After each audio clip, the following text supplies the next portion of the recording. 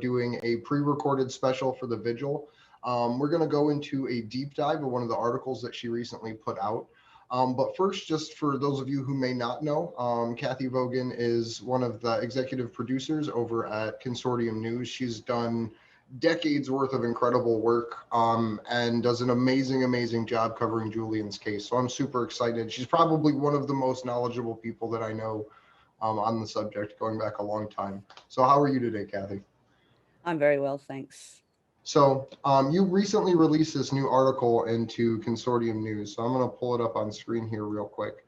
It's an article specifically looking at the case, Julian's case, in perspective of the Computer Fraud and Abuse Act charge and what the new revelations about Sigger's testimony reveal. Teenager, as he's referred to in the court documents. So could you give us a little bit of just a brief outline of what Sigger talked about before we dive in here, and what the Computer Fraud and Abuse Act charge really tries to frame Julian's case as?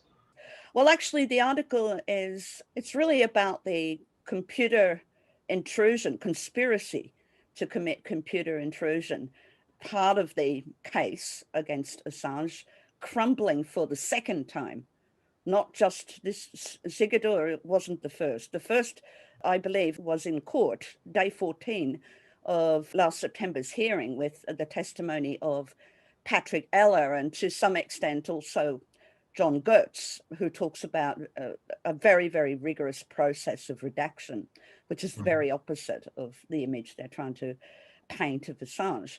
So the thing is that I go into both of those, what happened on that day to demolish the US's scenario of what happened in that exchange between Manning and a moniker called Nathaniel Frank, who was assumed to be Julian Assange. First thing that came out in that testimony was that there was no forensic evidence that it was Julian Assange, and he was never even asked to try to And prove that was that. something that was proven basically a decade ago in Chelsea Manning's case, that they have no idea who Nathaniel Frank even was. Exactly. I remember seeing that part of the chat back then. It did come out towards the end of Manning's court martial, this little bit of chat about cracking a password hash or turning a hash back into a plain text password from part of a hash, not even a full one. And I thought, but then I really kept an eye on that for years. And it just seemed, it seemed to me that, well, there is now a forensic trace, and there is on my computer. I have a very new Mac, and it's got a fingerprint thing. So when I, instead of typing in my password, I can put my fingerprint on my computer, and I can do it on my phone as well. So that's forensic evidence, fingerprints, of course, classical. But before that, there was no real conclusive proof that somebody who you think is on a terminal. Even in Manning's trial, there were up to 12 people who had access to Manning's computer, the one that was used for downloading cables and all that material from Cypranet. But Manning confessed, obviously not wanting other people to be accused of what she had done. Mm-hmm. But, in the case of this other bit of chat, a Jabber chat, the address was Press Association, but the name attached to it was Nathaniel Frank, and it may have actually been Manning who put that in herself. But then whether it was Nathaniel Frank or Press Association, you just don't know who's there, and you can't prove it. That's one of the things. Yeah, So, and not and being able plus to there's the prove whole this. business of in the indictment, it said that the purpose of cracking a password was to hide Manning's identity and make it harder to find who did it. That whole scenario was shown not to be feasible by the forensic examiner, Patrick Eller. And on that secondary account, it was well established in Chelsea's case that they were trying to access music and video games, and at the same time wouldn't have had any of the access that Chelsea did to these documents in the first place. Well, that's exactly right. Manning had access to top secret. She had a top secret clearance. And the Mm-hmm. access was actually pinned on to her user ID, her login. She could only access logged in as herself. Mm-hmm. And even if she had logged in as somebody else to do that, it would not have granted anonymity because it was the physical address of the terminal, the IP address that was being recorded, regardless of who was logged in. So that was all, thrown on its face. It was very technical. So a lot of people didn't get it, and they were still trying to defend Assange. Every journalist protects their sources. Every journalist cajoles their source for more information. But that's really buying into the US scenario, which was that this was the purpose, to protect identity. It wasn't. It obviously wasn't. And so now we have to step back from that, even if it is true. And of course, that's the reason that so many other journalists around the world are in danger, because the purpose of Joe Biden in December 2010, he said, if he conspired to obtain the information, well, that's a totally different thing from throwing information on your lap. He did actually say that. So there was the playbook written by Biden in December 2010 of how it was going to go. There's that video of just all of the people saying horrible things about Julian from back in 2012 that came out. And you have that was Mitch all McConnell. Part of it. That was part of it, to start portraying him as a hacker. Mm-hmm. Right? And you have both sides of the U.S. political spectrum, right? The Mitch McConnells and the Joe Bidens of the world coming out and saying that this man is a high-tech terrorist. Like verbatim, both said that within hours of each other on separate political winged news shows. Illegally shoot the son of a bitch. Remember that? The United States strongly condemns the illegal disclosure. I think the man is a high-tech terrorist. He's done enormous... Assange. Yes, he's done enormous damage to our country. And I think he needs to be prosecuted to the fullest extent of the law. And if that becomes a problem, we need to change the law. The way to deal with this is pretty simple. We got special ops forces. I mean, a dead man can't leak stuff. This guy's a traitor, a treasonous, and he has broken every law of the United States. The guy ought to be, and I'm not for the death penalty, so if I'm not for the death penalty, I don't want to do it, illegally shoot the son of a... Then I go into the story of Zigator Thordarson, the star witness, in a new attempt to portray Julian as a hacker. That sort of collapses as well, because obviously Ziggy, as he is referred to by others, confessed, I suppose, that he'd been lying to the FBI, and he produced some evidence that he had been lying.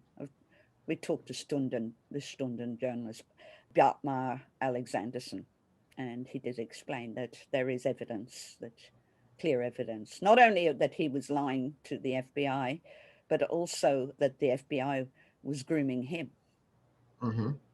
And they offered him immunity in other cases. I don't know what those are, so I can't assume what those cases were, but he was involved in pedophilia. He's a sociopath. He literally laundered $50,000 out of WikiLeaks in fundraising efforts.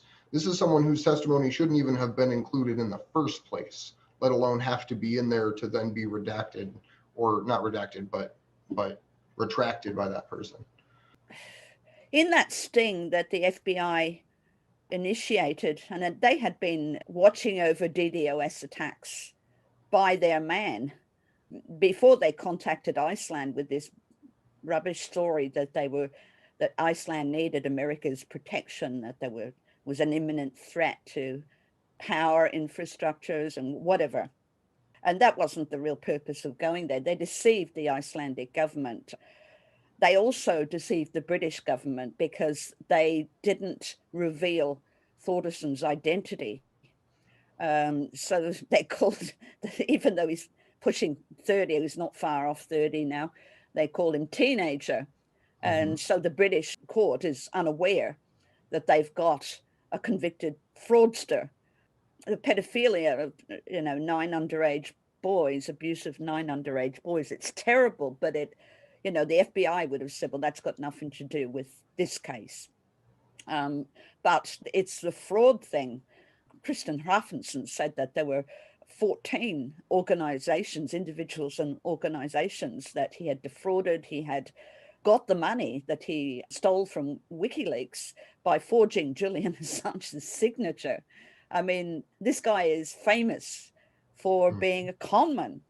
So that's the thing that, I mean, in an American court, Thordarson would never have been regarded as a credible witness, but then his identity would have been known. But, you know, they were just Ziggy and Sabu, or teenager actually. They didn't even use Ziggy because that might have helped identify, jigsaw identification by the court of who the goddamn witness is. No, that's funny, because that reminds me of Craig Murray, of course. Yeah.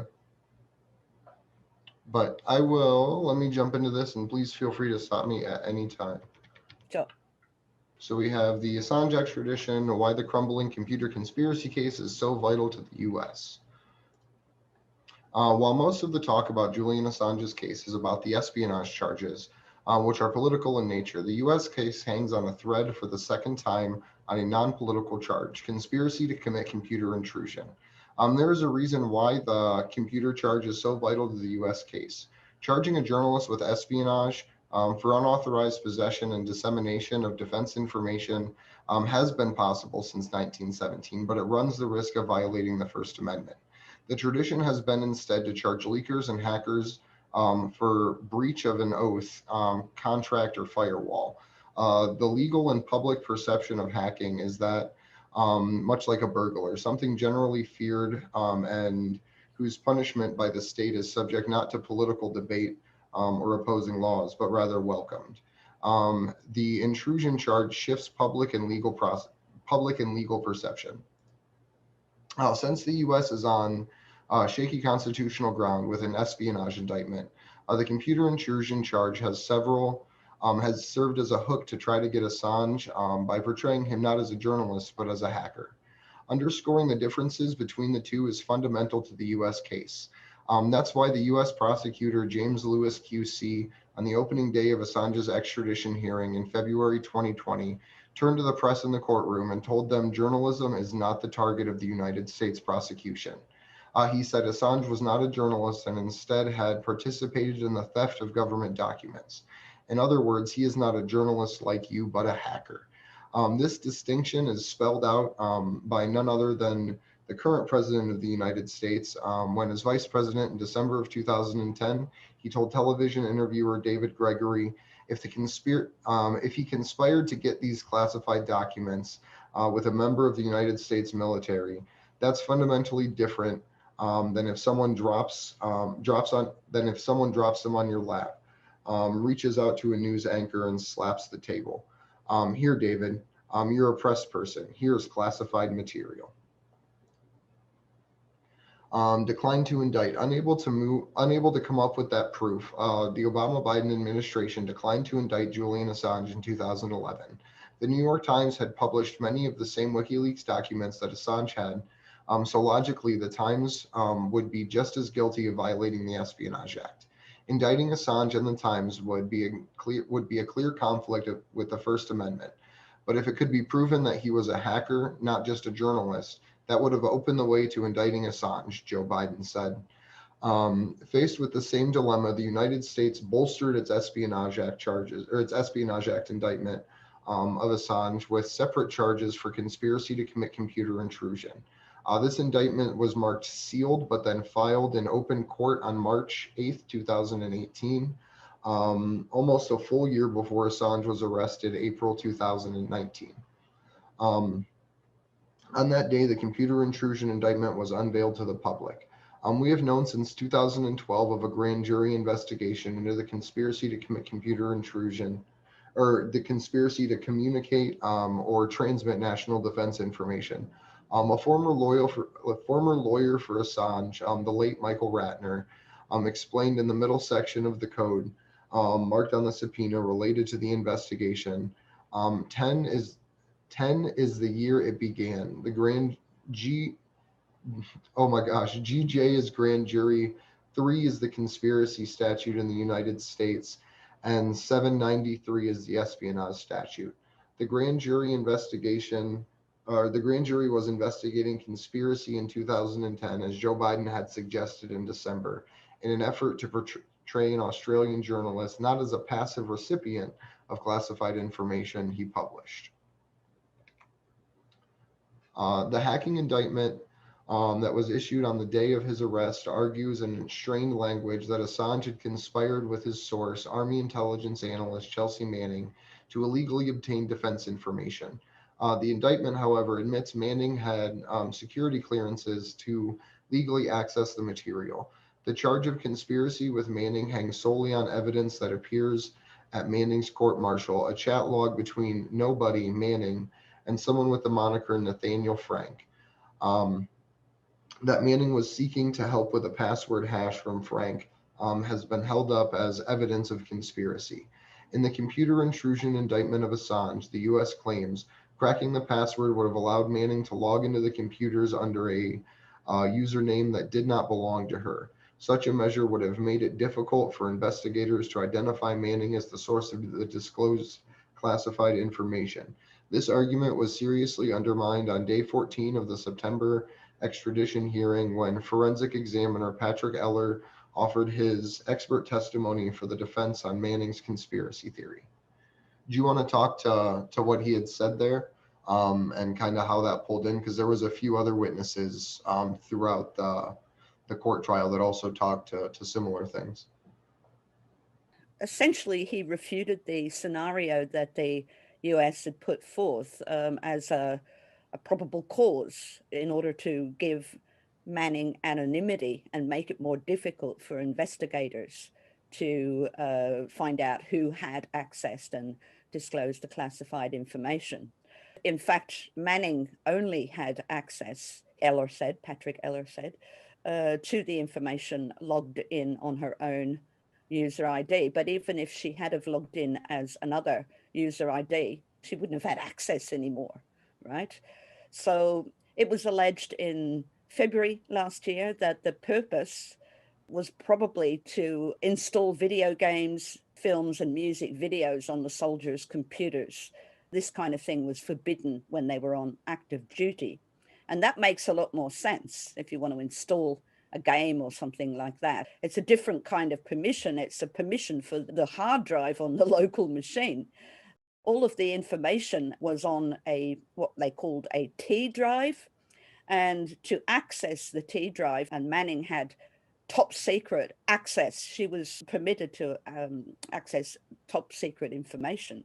That would not have been an option logged in as something else. So that purpose was regarded as unfeasible. The other really major thing was in cross-examination, it was Patrick Eller was asked if there was any evidence of who the person with the moniker Nathaniel Frank was talking to, if that was Julian Assange, and he said no, there's no evidence at all. And also, were you asked to find evidence of who it was? And he said no, which I found very strange, actually, that they didn't even ask him to try to prove that the person on the other end was Julian Assange. It was just so assumed. But, you know, what came out there is that this theory is lacking in feasibility and forensic evidence. It is extremely weak. And the prosecution realized that back in February, I imagine, when the actual purpose, if that was the actual purpose, it wasn't said definitively, but that was probably the purpose, the anodyne purpose, and absolutely nothing to do with the material that was released.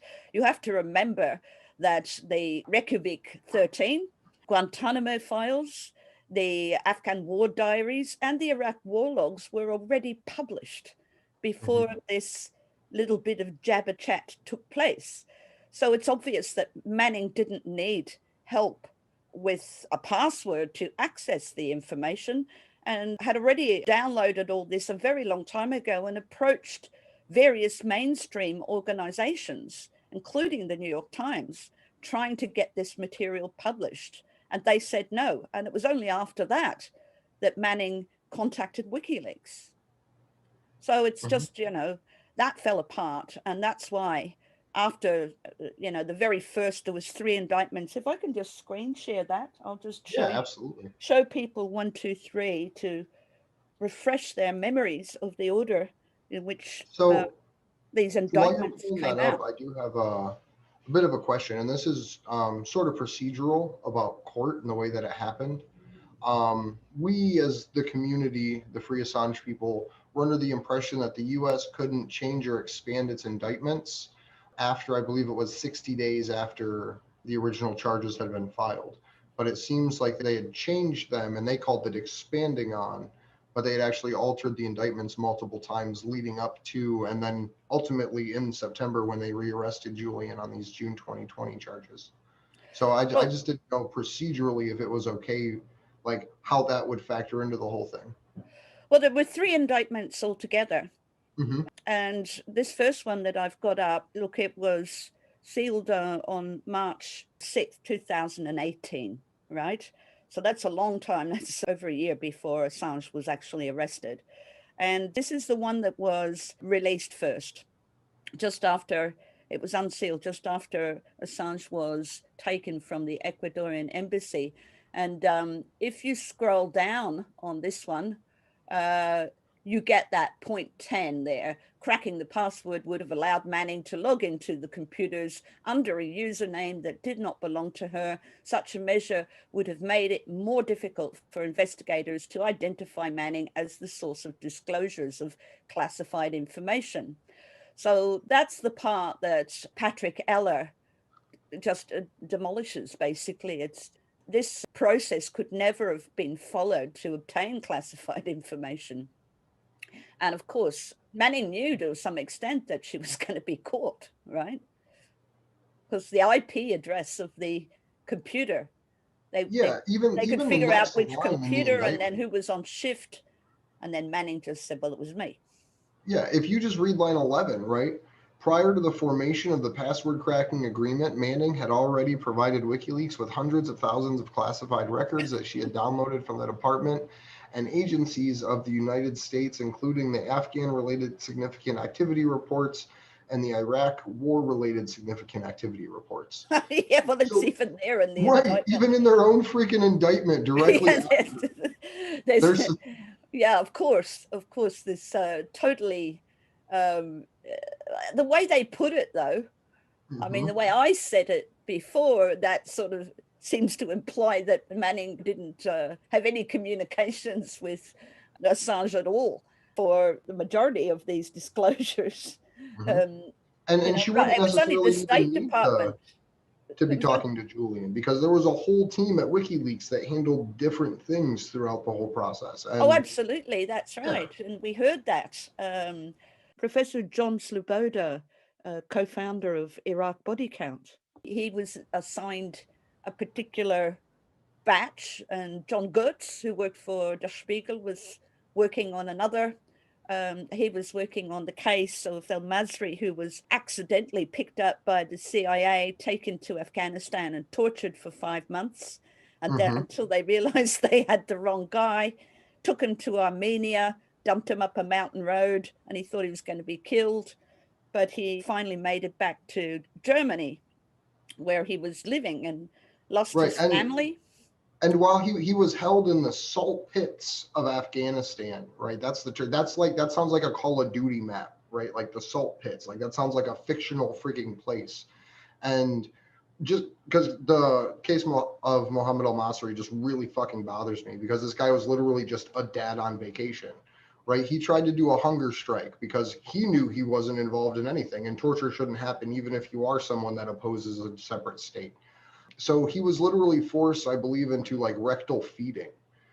The most appalling humiliation, and there was a lot worse than that going on in these black sites. If you listen to what Craig Murray said about blew the whistle on, actually, when he was ambassador to Uzbekistan, they tortured their children in front of them. They put broken glass up their anus and they boiled them in oil, and people rarely got out of that one alive. And how they had set up all these Uzbeki citizens who were, Uzbekistan imprisons its citizens. They're not allowed to go across the border into other countries, and all these people signing confessions that they had been in camps in Afghanistan, with bin Laden. And it was just confessions obtained under torture, which everybody knows are very unreliable, notoriously unreliable. But I just want to get back to the 1, 2, 3 of this. Of course, this is the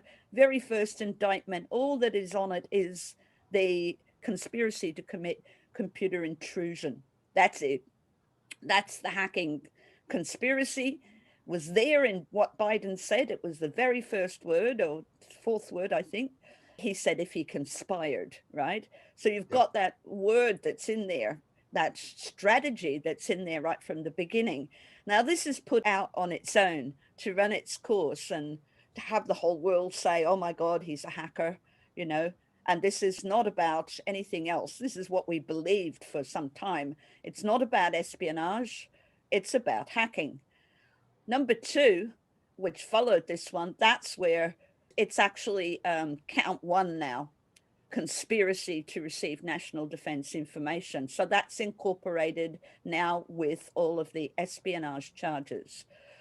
When they run into trouble with this, you know, password hash, when it's shown to be rubbish, and they know that in advance, then number 3 comes out. And that is the second superseding indictment, where there are no extra charges laid, but what they seek to do desperately, in the case of taking a witness like Sigurdur Thordarson, and even Hector Monsegur, who is Sabu, right? Both of them convicted felons, you know, it's really scraping the bottom of the barrel. You really feel that they've gotten nothing on this one. But there are other things in there as well, which, you know. And if you scroll up number 3, because the court documents talk specifically in like the evidence section, the parts that are laid out, I think teenagers, Siggy's mentioned like 40 something times. And a big portion of it is outlining the interactions between Thordarson and a group called Gnosis. And how he was essentially trying to go out and recruit hackers to make it seem like WikiLeaks was this global hacking organization and build this narrative behind the scenes. So that was, I believe, a portion of it that got recanted, essentially, that he wasn't working on behalf of WikiLeaks. He was essentially trying to set up his own operation and just waving the WikiLeaks flag like crazy as he was doing it on behalf of the FBI. Well, Andrew, what Ziggy was actually doing was recruiting individuals to hack into computers and or illegally obtain and disclose classified information, right? Yep. But the funny thing is that the FBI have given him immunity. He was the one who was doing it, not Julian. But I don't know if they'll withdraw their immunity. They may. But I mean, the thing is that they have granted him immunity. Maybe now that he has recanted his testimony and revealed that it was him who was actually doing this, will they indict him now? I don't know. I don't think that was the purpose. The purpose was, you know, obviously revenge, especially for Vault 7. I think that's what tipped the scales. 2 things tipped the scales. If you look at that documentary called Hacking Justice, which just came out this year, and I totally recommend it. It came out in the Festival of Whistleblowing, Dissent and Accountability. The lawyer Renata Avila says that once Julian helped Edward Snowden, there was no further possibility of diplomatic negotiations, and that Snowden's freedom came at the price of Julian's. Every aspect of this case is just absolutely heinous when you look at any of it in detail. Like, even before these indictments are in existence, right? You have Julian Assange illegally having his Ecuadorian citizenship taken and asylum. The operation between Rick Grinnell to facilitate the removal of Julian's asylum. You have the Operation Pelican that was taking place simultaneously to facilitate the UK police forces and being able to negotiate with Lenin Moreno to get Julian out of the embassy, all before the indictments happen. And that's not even talking about UC Global's observations of his interactions with his attorneys. So it's just, the whole thing is crazy. But the fact that now this portion has fallen apart too, I think is super, super important. You were talking about Thordarson basically trying to recruit people to violate these laws. I mentioned Sabu as well, that they were both. Because in in the court documents, I can probably find the slides. I have them in my Google Drive, Yeah. but it shows how there's almost like a handoff from Siggy to Sabu. Like as Siggy starts to exit, as he gets removed from WikiLeaks for the money laundering, that's when Lulsect and Sabu really started their FBI operation. Like there was a moment where they were working in tandem, but as Siggy was removed because he was obviously a terrible person, you had Sabu and the whole, which is a whole nother story. But Sabu and Lulsect really step up after Siggy was removed as the agency trying to catch whistleblowers and catch hackers up. Hmm. Well, maybe I can just take it from when Ziggy was offered immunity. So the FBI have granted him immunity. So I don't know if they will withdraw that immunity now that Ziggy has admitted that he was doing the things that they've accused Assange of, but who knows? The thing is that it is kind of clear from the 4,000 pages, I believe, of chat logs between Ziggy and the FBI and Ziggy and WikiLeaks that the FBI were grooming him and actually setting up the sting, which was an entrapment, a way of using Thordison to contact Assange and to try to get him implicated in some kind of illegal activity. The FBI are not looking very good at the moment.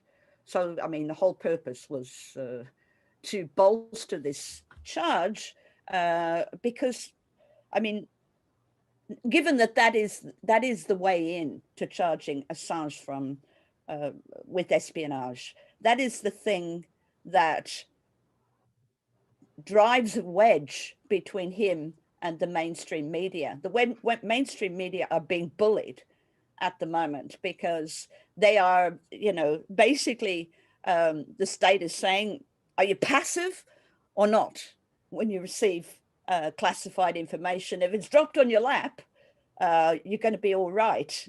If you can go on, if you can go on the record as saying, oh, we don't do anything like that, this is just crap anyway, because the majority of those mainstream organizations today, they have electronic drop boxes, right? The anonymous drop boxes that became a norm.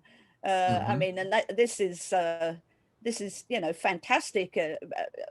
WikiLeaks didn't know who they were talking to.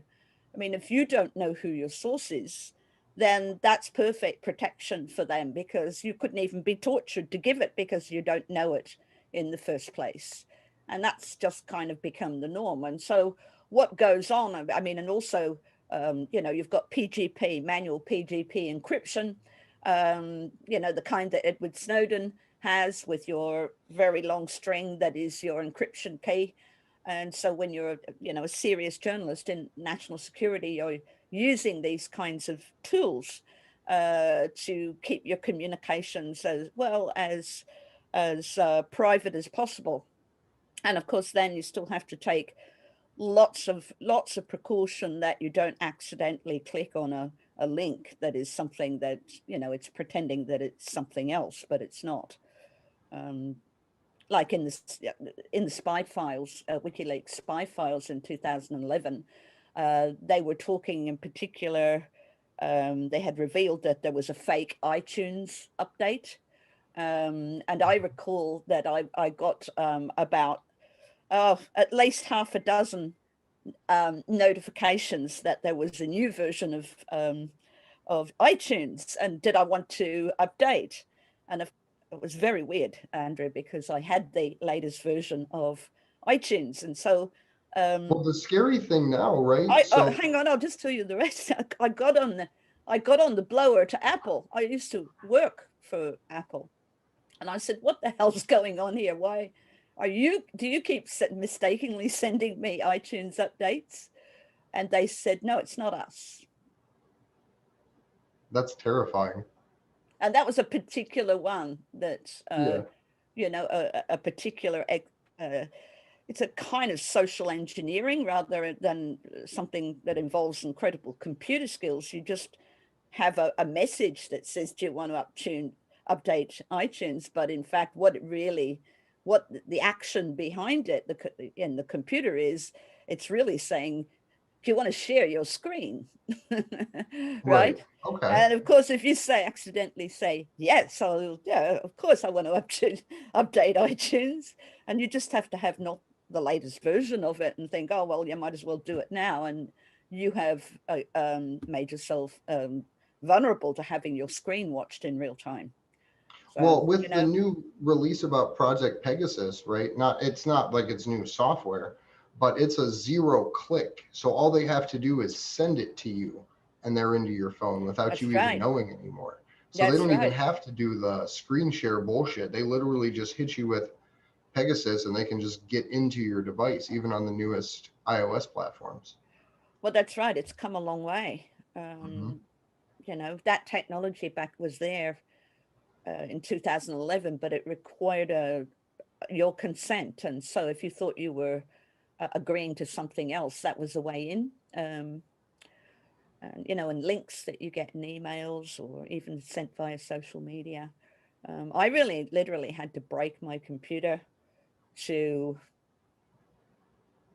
you know, and it ended up in me typing my administrator password about every 5 minutes for nearly a year, just to keep the fuckers out. Excuse me. That's terrifying. Well, I don't know who the fuckers were, but you know, it was definitely somebody wanting in around that time. Do you want me to jump back into the article? Yes, let's do that. And I think maybe that's all I've got to say about this, that all of this was bolstering the notion that Assange was a hacker, because otherwise, if that charge disappears, well, that's coming up at the end of the article. If we can knock this one out of the water, then he's in exactly the same position as all the other media partners who published the material. So Eller said the U.S. couldn't prove, nor was he asked to provide, that the moniker Manning was conversing with was Assange. And Manning's top secret access was only permitted on her login for which she had the password. Logging in as another user meant she would have been locked out, nor would logging in as another user given Manning anonymity. As the government alleges, since the physical IP address of the terminal was recorded, regardless of who was logging in. From the Manning court-martial, it emerged that the government knew who was on the shift at the time in light of Eller's testimony. In light of Eller's testimony, the U.S. scenario of Assange's conspiracy with Manning has shown to be unfeasible. The U.S. has heard early from the defense in February 2020 that Manning's purpose was probably to install video games, films, and music videos on the lad's computers, which were forbidden for those on active duty. Eller testified to the same.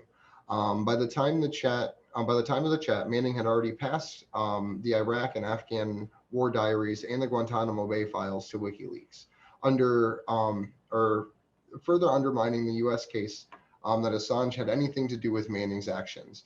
At her court-martial, she also testified that she had acted completely alone.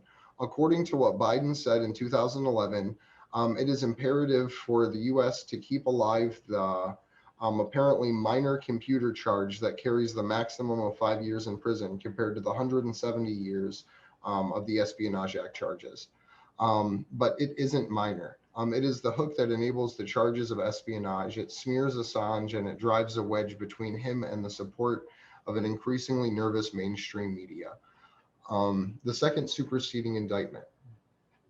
In June of 2020, the Trump Justice Department, apparently unsure of the computer intrusion charges in relation to Manning, was strong enough to portray Assange as a hacker, issued a second superseding indictment that relied on testimony of a WikiLeaks volunteer and later FBI informant who said Assange had directed him to conduct hacking operations. This evidence was apparently obtained by the FBI in 2011 when the witness was one of its informants. But this was not revisited until the Trump DOJ offered the witness immunity sometime in 2019, likely after the April 2019 issuing of the first computer indictment, which did not contain his testimony. It appears in the second superseding indictment in June 2020. That evidence did not appear in the first superseding indictment might indicate the unreliability because the key witness has now recanted the testimony in an interview last month in an Icelandic publication, Stunden. Theodore Sorensen's testimony mentioned 22 times without question in the magistrate's January 4th ruling against extraditing Assange, which the US is now appealing. The UK court was not made aware of the identity and criminal history of the witness referred to as teenager in the second superseding indictment. Thordarson's chat logs not only negate the points of fact, they accord with what the Minister of the Interior of Iceland, Odegar Jodensen, I apologize if I pronounced that name horribly wrong, said and recently told Consortium News. The FBI were in Iceland and they tried to frame WikiLeaks and Julian in particular. Now these are serious allegations, but I choose my words very, very carefully because I knew from firsthand from within the Icelandic administration, because they were told the idea was to use Sigurd Thordarson, an Icelandic citizen, as entrapment to contact Julian Assange and invoke him in a criminal case to be used later in the United States. As I know for certain, I have stated this time and again in February 2014, before 2013, I said before the Icelandic Foreign Affairs Committee and the Icelandic Parliament, where this was discussed and in fact was not disputed.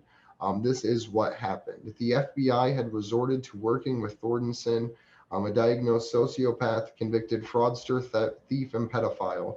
Stunden pointed out that his chat logs also revealed the FBI grooming and conspiracy and fabrication of false testimony. So that was actually an incredible interview that you did with that Icelandic administration official. Could you talk about what he said in particular and why it's so relevant to Thordarson recanting? Well, he talks about the FBI coming to Iceland, and there had been, I mean, if you trace the history back, what actually happened was that the FBI recruited Ziggy and basically offered him immunity. And we don't know exactly what the immunity was for. I mean, there was nothing to do with all of this hacking stuff. Or there was never any investigation, police investigation into WikiLeaks in Iceland, that's for sure.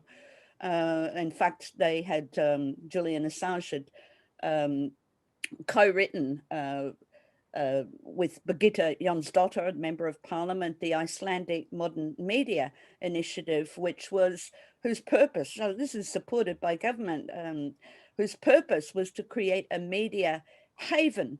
In fact, London had become the libel capital of the world. If you had lots and lots of money, you would sue newspapers in London, and you were pretty well guaranteed to get a conviction to shut down a media outlet, to get information censored that was about you. And this was very bad, and journalists were becoming more and more vulnerable. And I think that they could see it coming, that there would be an indictment. And we do know from Andrew Fowler's documentary, Sex, Lies, and Julian Assange, this was Andrew Fowler's scoop, that he had turned up a subpoena for the grand jury.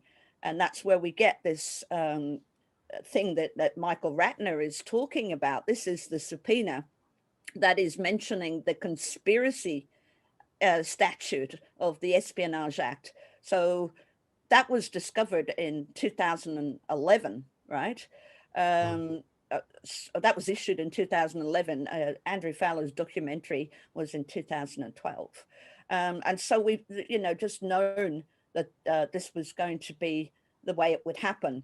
So there was going to always be an emphasis on identifying Assange as a hacker and separating for him from the rest of the world of journalism, and somewhat negating all of those over 20 awards, including the most prestigious journalism award in Australia and Time magazine Person of the Year. I mean, that could be controversial in itself, but, he won Amnesty Awards and all that.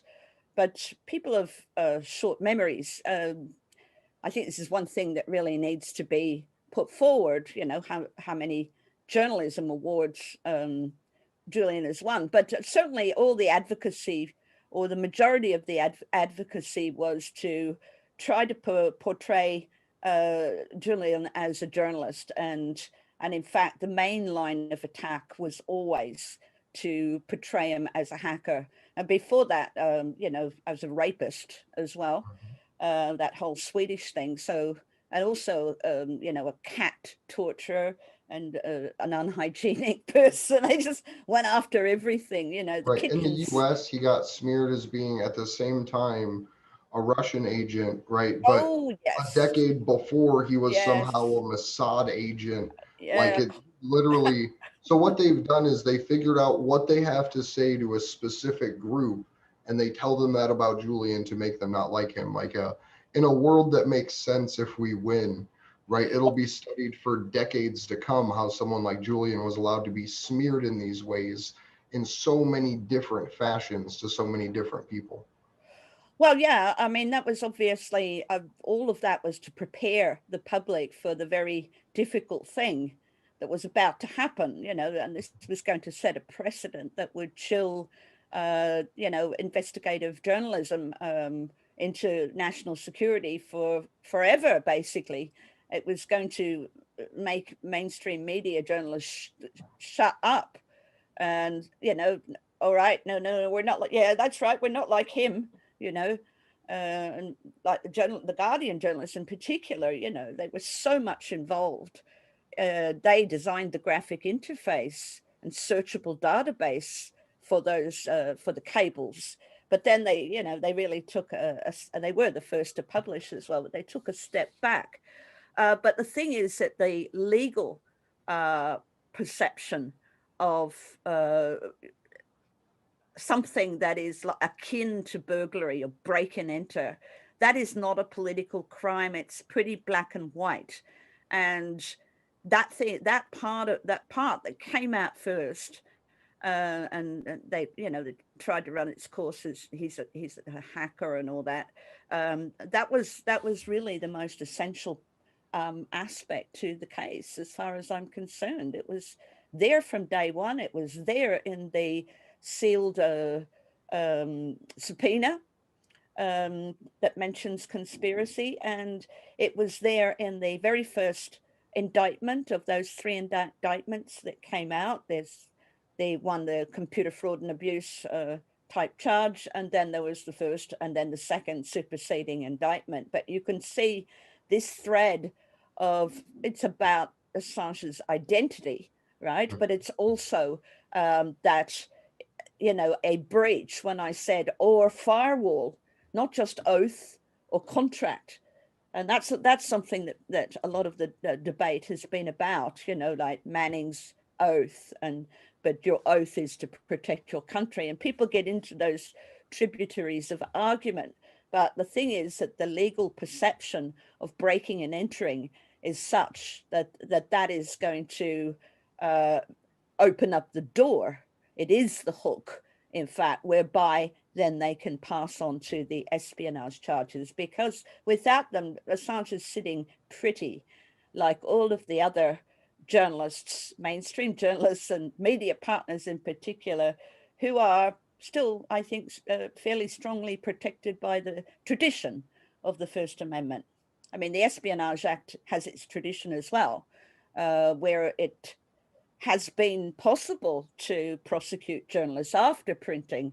No prior restraint is allowed, but after publication, it was always there, but they never went there. The tradition was always just to go for the leakers and whistleblowers because they had breached something, and it was kind of easy, right? But you can also talk about breaching a firewall, which is like breaking in and entering, and then you enter into that fear center of a lot of people. You know, we're frightened of our homes being broken into, particularly if you look at the ocean personality scale or set of scales. You know, you've got the neurotic people on that high who score high, which is a large percentage of the population that are very much targeted traditionally by the right in their campaigning, targeting fear. Well, then, you know, you've got that as well as a deep psychological response to this notion of this guy, you know, breaking in. And then there was so many distortions. Julian Assange always, and WikiLeaks always advocated, you know, transparency for government and privacy for individuals, but somehow that got twisted around, where a lot of people thought that Assange, I think even in The Simpsons, that Assange was going to break in and read their emails and look at the dick pics and that kind of thing. You know, that there were no dick pics at the time, but that kind of thing was going on, where, you know, he was portrayed as somebody who violated people's privacy, and so discussions got into privacy. There was other distortions that a lot of people made inadvertently, like Russell Brand just recently. He meant well, but he called Julian a hacker. I mean, hello. That was a mistake. I think he was actually trying to describe his nerdy personality, but to come out with the word like that, it was just I had like actually some of the reached other out to Russell Brand to yeah, try to get him to do an interview with us. So, like, well, the I other thing appreciate that was pointing out. that Russell was arguing against censorship, and he didn't. He not once did the moral dimension, nor the specificity of the particular publications of WikiLeaks. You know, Joe keeps teasing me about this, but I keep bringing up Executive Order 13526, Section 1.7. You know, I was informed about by William Binney. He too keeps parroting it. But the thing is that these, you know, it's Obama's 2009 law about it's illegal to classify information that is going to hide the evidence of crime. Or simply save embarrassment. And Ellsberg would add protect people's jobs and lots of other things as well, because he's really looked into this, why people don't blow the whistle. You know, he's done a whole drawer load of papers on what I called crimes of obedience, right? All the reasons people don't leak. Yeah, it's a great book, Crimes of Obedience. So yeah, the thing with Russell, what he was arguing for was there shouldn't be any censorship at all. And in fact, he didn't draw attention to the fact that, well, in fact, he got it totally wrong, because neither Julian nor WikiLeaks thinks that there should be no secrets. Of course, we all do, that there should be things that are, you know, for a certain amount of time. The study that Ellsberg, when I interviewed him about this, he was talking about a study that Stephen Aftergood had done. And he was working with, William F. Florence, who had retired now, but he was working in the classification system. And so he was one of the people that decided what level of classification should go on any particular piece of information. And he found that only half of 1% was should be classified at the time of classification, and then after that it was I think that was it. Sorry, in the end, no, it was only 1/2 of 1% still needed to be classified today. So 99.5% of what is classified doesn't even need to be for national security reasons, right? According to the guy who used to do that for most of his life. He did that survey. So that's very telling in a way of how much, and that was a point that was made by the defense in the Pentagon Papers case for Daniel Ellsberg, that far too much was classified anyway, but it never really held water, that argument. But the thing is that it is a million billion times worse today. But in that little category of things that were illegally classified because they were war crimes, because they hid other kinds of crime and also saved embarrassment. You can imagine that in the State Department cables, a lot of them. Then, there is, you really have to talk about just that stuff. That, I mean, the WikiLeaks always said the method is transparency, the goal is justice. John Pilger said that's Julian nailed his colors to the mast. It was to be about justice. And so this is wrongdoing. Russell didn't mention that it was wrongdoing that should be exposed, He presented a much more extreme attitude. Oh, yeah, everybody should have the right to know everything that's going on. I'm sorry, but, he said some very, very good things as well, but that was really misrepresentative of what this movement is about. It's about justice. Well, I think that it more represents like what is when someone starts to peel back the first few layers, what they see in Julian's case, because we have such a deep view of it, and you in particular, because you've been involved in it so long. But I think he gives, at least in my opinion, like almost like a vulgar or unindoctrinated, or whatever term you would want to use, view of it. Because from the outside, that's the easiest argument to explain to people, is that, hey, this is attacking free speech and this is censorship, because it's in the nuance where you find it's the important part. It's the meat of what's holding all this together, the hook, as you call it.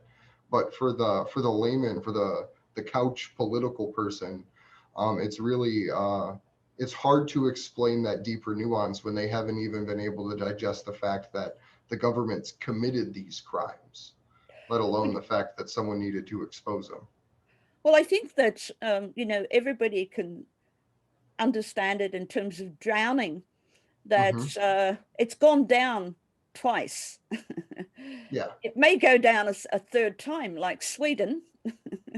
It may be, you've got to hit them 3 times to end it. But it's just so much work, so much money, and so much time that this poor man has been, it really is like Sam's that he's living through for, in Belmarsh. Pilger said there's not much difference. It really isn't it. And before that, he was in the Ecuadorian embassy, which Pilger called Room 101, coming from 1984, which was the interrogation room, right? That everybody feared. But it's been a terrible life for him while they've been trying to relentlessly portray him as something that he's not, to convince the world time and again. And I think that they've left it a bit too long. Actually, they didn't get him in time, because we have come full circle. Even the general public have come full circle of going, oh, I hate him. And then, oh my God, look what they did to him. Once the UN working group on arbitrary detention made their decision, right, and said he should be released immediately and he should get some compensation. And then Nils Melzer came in with doctors that said that he had been suffering from psychological torture. He also needed an MRI. So he had fairly serious health problems as well. He needed a chest x-ray as well, because he had a relentless cough, which he probably still has. He's not a well man, and his bones were like chalk, apparently, because he even damaged a, maybe broke a rib. I don't know if this was widely reported, but this was in the hearing in September, but he'd broken a rib just from bending over to pick something up. So he's not a well person, you know, they've tortured him for a long time. But the thing is that it's now completely turning around, because the things that they're accusing Assange of are now being revealed as things that they were doing, that the CIA was doing, that, you know, illegally intruded into the Ecuadorian embassy to spy on privileged legal conversations with the defense. I mean, my God, that is incredible. But also in inciting people to hack. I mean, the FBI are inciting Siggy to hack. You see what I mean? Well, that's not super predictable behavior by the FBI, right? They've spent since they came into existence, targeting and finding ways to provoke people to do things they otherwise wouldn't, so they can try and stitch them up for it.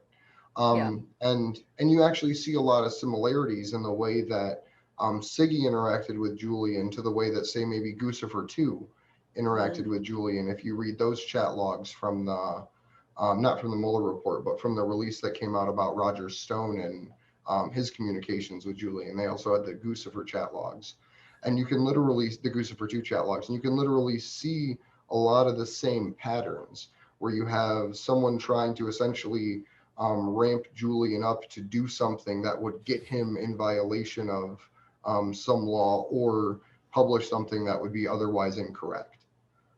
Who was it? Oh yeah, actually now I remember. Now I remember that Hacking Justice documentary. It is said that there is a very funny episode where Ziggy and Sabu are trying to entrap each other, because neither know that the other is an FBI informant at the time. Yeah, we got to splice that in the right place, mate. Yeah, it's like when CIA funded rebels end up fighting Pentagon-funded rebels in the Middle East. Like, it's just ridiculous. Yeah, so, you know, now we're realizing just how cruel as well the US is. Barbaric, you know, really. I mean, I suppose yes, Minister would call it appalling, absolutely appalling. The way that people are tortured in isolation. You know, United Nations, is it, or the UN? I think it's the UN actually. Sorry, not the UN. The working group, is it? That I shouldn't be asking, but it is considered in Europe. I'll cut that bit out. Detention? It is considered in Europe that 14 days, an excess of 14 days in solitary, is torture. And John Kiriakou told us on our show that a few shows back, that there are people the US has in isolation, total isolation, for 44 years. I mean, it's just, and what they did to Abu Hamza as well.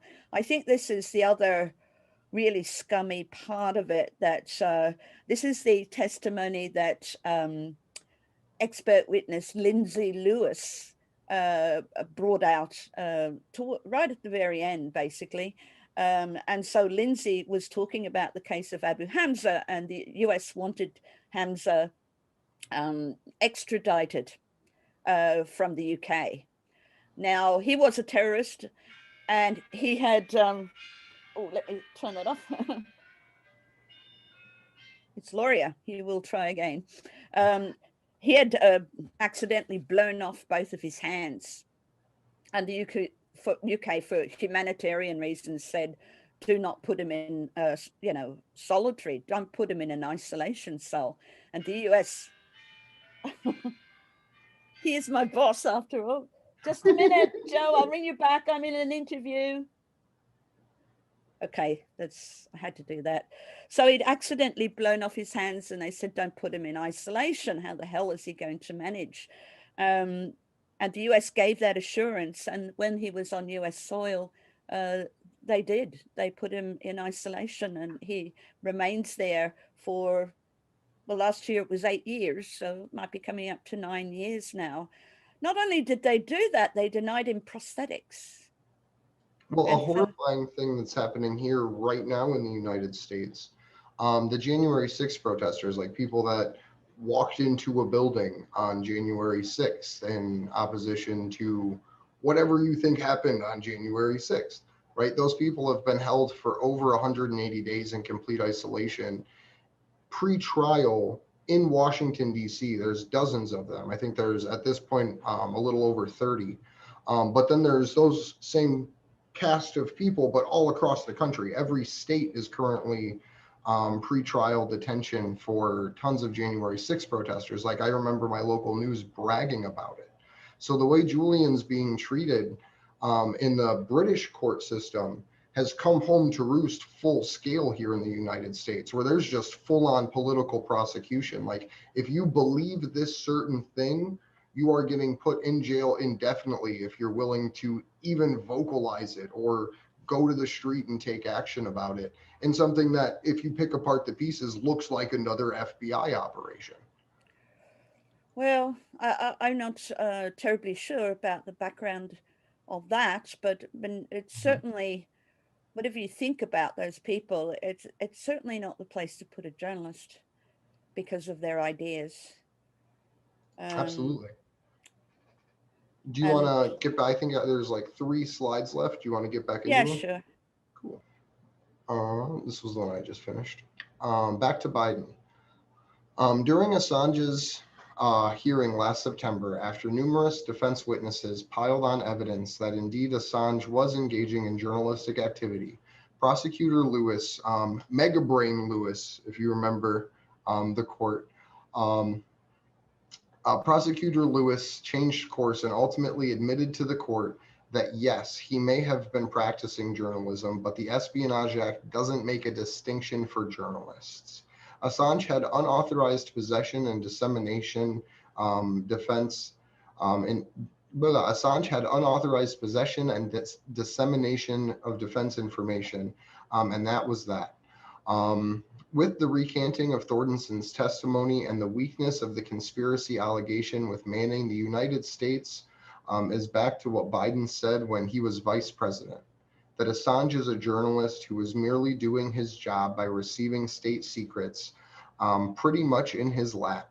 If Assange is extradited to stand trial in the United States, what would happen if the computer intrusion charge collapses? It would leave the U.S. with only the political charge and Assange in the same legal state as other publishers of the same material protected by the First Amendment. So that is the article put out by Cathy in its full glory. I'm dyslexic, so I have a horrible time reading, so I apologize if that came through terribly. I did my absolute best, I swear. But yeah, do you have any additional like final thoughts about all this or related information? Well, the first thing I was going to say while you were reading it was just a little more detail on when the first day of the September hearing, when James Lewis, QC, astonishingly addressed the press instead of the court and told them, this isn't about you. This guy, was involved in stealing government documents, not about you. And I think the US predicted that they would bugger off. They've got their story, right? And they did. And in the afternoon, they were all gone. And that's when Lewis actually admitted, yes, every journalist is vulnerable. And they didn't hear it. The second thing that I would like to say, as sort of like the looking forward kind of thing, is I wonder if the US will try again. It's a little bit late in the game because now, it's impossible to bring in new evidence in the UK. But the thing is that they may start up the smear campaign again big time. And I was a bit concerned about Luke Harding bringing out the Russiagate thing again, because that reminds me of the DNC lawsuit against WikiLeaks, where the Trump administration, the Russian government, and WikiLeaks were all tied in together as co-conspirators, and that one just got thrown out of court. But I just keep an eye on him and what's going on there. Although, you know, I mean, the thing is that one too works on fear, and fear does tend to work with a large percentage of the population, the Russophobia, and a lot of it's directed towards China now. But I'd just be concerned if they're going to start the smear again in some other way and try to dig that up. Well, keep an eye on it, folks. In the judge's actual ruling, where she rules against extradition, she introduces a whole heinous amount of other stuff, right? Like she pulls in the Official Secrets Act. She introduces a random CNN article from 2016 that said that Julian turned the Ecuadorian embassy into a spy operation. She cited fairness to the United States as to why Julian should remain in prison. So that way a non-living, non-breathing entity can have whatever legal privileges it wants with this man. Can I just interrupt you for a second? Yeah. Because the whole purpose of that part of all those other instances, the whole purpose of the conspiracy charge was absolutely parallel in England. What needed to be done, what she needed to do, was establish whether there was dual criminality in relation to the Official Secrets Act. And so all of these sort of hacking, breaching sort of things would actually find parallels in the Official Secrets Act. So it was also very important. That was a very, very big part of getting all those things in. Sorry, I didn't want to interrupt you, but I appreciate it. I enjoy. We'd go off on a tangent otherwise. Yeah. Well, the reason I bring it up is because if you look at the global intelligence files that we were talking about earlier, their plan that they've been working on for the last decade, almost 11 years, if not 11 years at this point, is to drag Julian from legal system to legal system and country to country. So if they're allowed to use the Assange precedent at this point, the UK will get their turn, and then Macron can get his turn, and they can just pass around international jurisdictions. And if that's the course that humanity takes at this point. So that's what I'm afraid of, is we may beat this Espionage Act charge and the Computer Fraud and Abuse Act charge, but we may not be able to then organize ourselves in a way to beat the charge that the government in Turkey puts out about the information, or Israel puts out, because all of a sudden it becomes anti-Semitic, right? Yeah. Well, look, what you're talking about is the other part of the playbook, right? The plan B, I guess, in a way. So you're talking about what's in the Stratfor emails and Fred Burton talking about passing him around from country to country, from one charge to another, and that really fits with the cable that was sent, to various allies asking to charge him with something.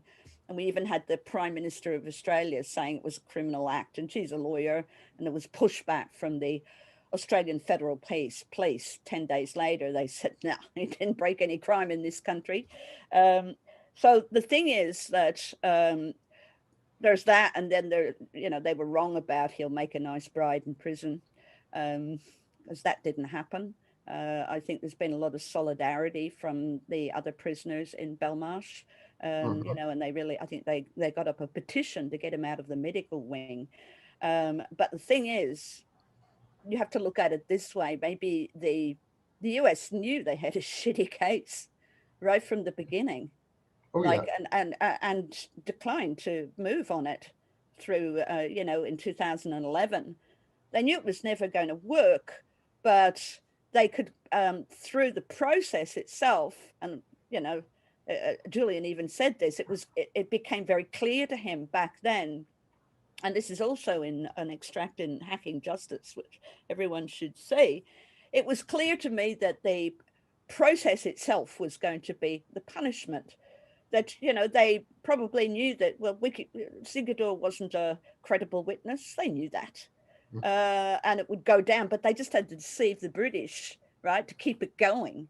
The Swedish thing was a piece of shit as well, right? Yeah. It was, I'm sorry, but, you know, look at Nils Meltzer's 19-page report. He speaks fluent Swedish. He's a professor of law, and he found over 50 violations of Swedish law and due process.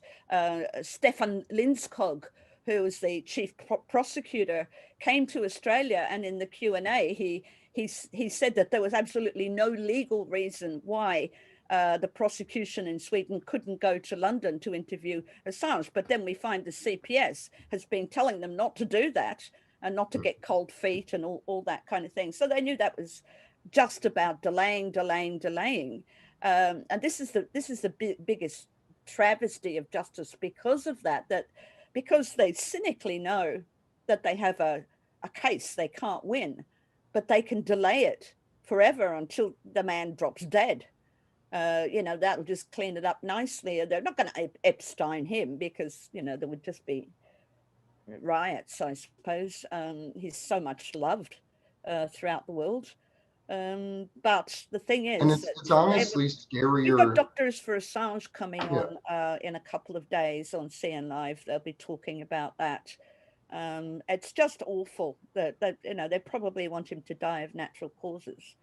They moved all the COVID cases if you into look his at wing. it, they tried to, in my opinion, kill him with coronavirus in 2020. They moved, I believe it was 60 plus positive COVID patients. 67 COVID cases into his wing.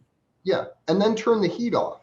Turn the goddamn heat off as well. I work for a heating and air Wouldn't give him his conditioning winter company. clothes. You can literally buy a fucking $35, $40 light bulb, an LED light called an air scrubber that you put in ductwork that does the same sort of thing that water treatment plants do and use UV light to kill bacteria as it passes through the air in real time. Mm-hmm. That's $40. They spent billions of dollars on war, and they can't afford $40 per cell to make sure that the air gets cleaned when it gets moved into someone's room, so they don't have to turn the heat off in the middle of winter. Like that to me is like one of the heinous things that happened. Is literally Julian had to insulate his window with books to stay warm in the middle of winter, in the middle of a pandemic, while they moved a bunch of COVID positive patients into his wing of the prison. Well, I mean, look, the thing is that the bigger picture is that, you know, this is all about this right of only a small number of people to have information, and all the rest just whatever we're told. And we're in a bit of trouble since the end of 2012, you know, when there was the update to the National Defence Authorization Act, you know, and that was the big hoo-ha, was about being able to arrest and detain people indefinitely anywhere in the world, this universal jurisdiction. But there was also the repealing of the 1948 Propaganda Act.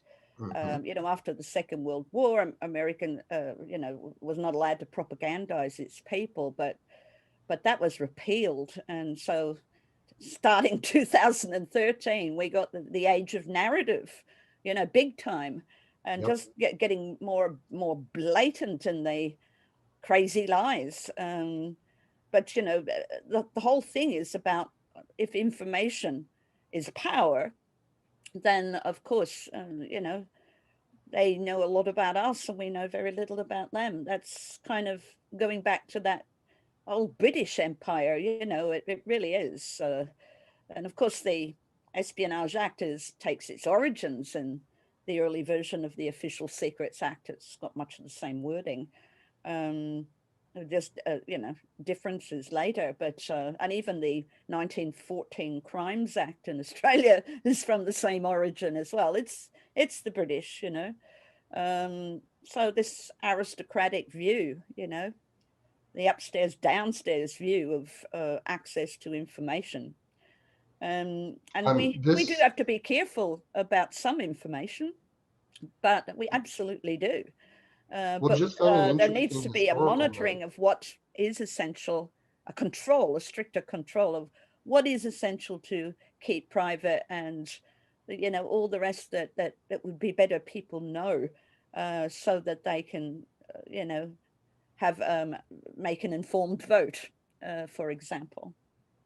One of the things I found super interesting, if you actually track the history of how we got here and the limitations of free speech in the United States in particular, you can go all the way back to World War I, not necessarily the Espionage Act, but they were arresting journalists for reporting on Revolutionary War era crimes that the British government had committed. Because at the time it was said that Britain was the US's greatest ally, and that covering those stories would reduce US war fervor into World War I if you covered British historical, they weren't war crimes then, but crimes against humanity. And then it's been that union of Anglo-American dystopia growing ever since that. And I know there's times before, but that's a really big crux in history for this terrifying British surveillance state, essentially. Well, that's true, but I mean, you have to understand where we are today, and I think that's beautifully summed up by Claire Daly when she said that the US believes that I'm paraphrasing, that the US believes that every journalist around the world has a duty to keep America's dirty secrets for them, to respect their dirty secrets or hide their dirty secrets. And that's basically it. And that's a very, very dangerous state of affairs when you consider, the foreign policy of America and their ubiquity throughout this world. There is military power in a couple of hundred countries. So, the main fear is, if we don't do what they say, and that's very bad. If our journalists are not even allowed to disclose wrongdoing, this is a very bad state of affairs for the rest of the 21st century. I think, something's got to give. It would be, in humanity's best interest if we let the truth teller back out of the box, But I think that's the fear. Their fear is probably that he's going to reveal more horrible things, that we have not been aware of. I've been really missing WikiLeaks, although they have put out some important leaks, like the OPCW. That was very important, but they're few and far between because, unfortunately, they are a small organization and they've had to just devote all their attention to keeping Julian alive. Mm-hmm. Well, I would like to thank you so much. I was just going to say, I would like to thank you so much for joining me, Cathy. I'll put, once we release this video, I'll put the link to your article in the description, and I'll try to find, if you send them to me, I'll put them in there, the 3 separate indictments for people to look at them themselves. But if you could just give us some final thoughts and let everybody know where they can find your incredible work. Well, I am the executive producer of Consortium News's CN Live. So, but I also now writing occasionally as well for Consortium News, although I express myself best, I think, in images and sounds. That's where I have the most experience. But I thoroughly recommend that you go to Consortium News for all your news, because some of the best writers in the world, really very well informed people. And Joe does a terrific job of fact checking. He really does behind the scenes, and so does Corinna, who's an assistant editor. And then you'll see a link on the website for Watch CN Live. It's a little bit down at the moment because we're doing our summer fund drive. We rely entirely on reader donations and viewer donations now. We have no paywall, which I'm sure a lot of people find really a relief, because they're everywhere now. You know, the good, the bad, and the ugly are putting up paywalls, but maybe that's kind of a good opportunity for independent media. And there certainly is some really high quality independent media in the US and in the UK and in Australia that I know of as well, and in France that I know of, and Germany. So, you know, this is our time, and we just have to work out a strategy to outnumber them. And Jeremy Corbyn came up with that strategy, you know, which I've also, you know, been trying to initiate by picking up other, you know, simulcasting great events from people who don't really have a well-populated with subscribers YouTube channel that not many people would see it otherwise. Like maybe 100 people would see Daniel Ellsberg, get out of here. So I've been approaching like about a dozen media partners and saying, do you want us to simulcast? And they seem keen. And we also offer. That would be awesome to see. I would love that. Yeah, well, we offer our streams as well. We've offered our streams to Don't Extradite Assange and to WikiLeaks, who have simulcast material that we have generated. For example, the opening of, you know, the A Secret Australia, the new WikiLeaks Australian leaks, the most important ones. So that's a really damn good read. You discover so much about the organization there that didn't come out before. So that kind of thing. But Jeremy Corbyn suggested that just try it with one 24-hour program dedicated to Assange, and that you all get together and you all simulcast this one program. And you know, you're around the world, so you can take it. I have done this kind of thing before in an arts festival, where it was a 25-hour live stream, and it went from one country to another. So I managed the Australian one for an hour. So this is really, it was very, very simple to manage. But this is the way he said that if you're all simulcasting the same thing, you will outnumber the mainstream media because their numbers aren't so high anymore. Well, that was the whole idea with the vigil, right? Because for, I don't know, it was probably only like the first 6 months, we were only on our specific YouTube platform. But we grew and we're on Twitch, we're on YouTube, we're on Rockfin, we're on 5 different YouTube channels on top of all that. So that model, literally my idea was to replicate WikiLeaks, because their success came from working with so many other media organizations. So seeing you guys offer that is freaking incredible, because that's something that, one, it gets independent media creators additional content that they don't have to produce, but at the same time, it gets your guys' message out there in a way that is essentially almost like narrative control, being able to push from so many places at one time to so many different types of people. The thing is, when I started looking after the channel, the Consortium News channel, I thought that what I tried to do was to follow the model of Bob Parry and form a consortium, right? So it's not just being generated by us, but we can bring in other, like we bring in other journalists onto the written platform, that we could do that as well in the in the video and on the channel as well. So it just seemed to me that this is the way it has to go. I mean, people are coming from mainstream media, and I'm coming from broadcast as well as you know, an academic background. A lot of them still have this competitive reflex, and in fact, independent media is going to succeed if it is collaborative rather than competitive. I think that's what Corbyn, I mean, inadvertently said. I mean, I remember thinking, yeah, we're already doing it. Some of us are already doing it, what you're Well, suggesting. we're seeing the very birth of that in U.S. independent media, at least like the left wing, because you have for the first time all of these different types of creators with all of these different ideas and audiences coming together to like,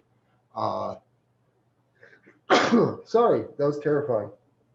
Coming together to root out the pro-war voices that pretend to be independent media. So I think that that's a really cool development in moving that collaborative bar forward. So I think that that's super impressive to see people independently doing things like this, even if they don't realize that that's what they're doing. Yeah, that's right. United we stand or something, isn't it? But thank you so much, Cathy. All right, mate. Lovely to talk to you.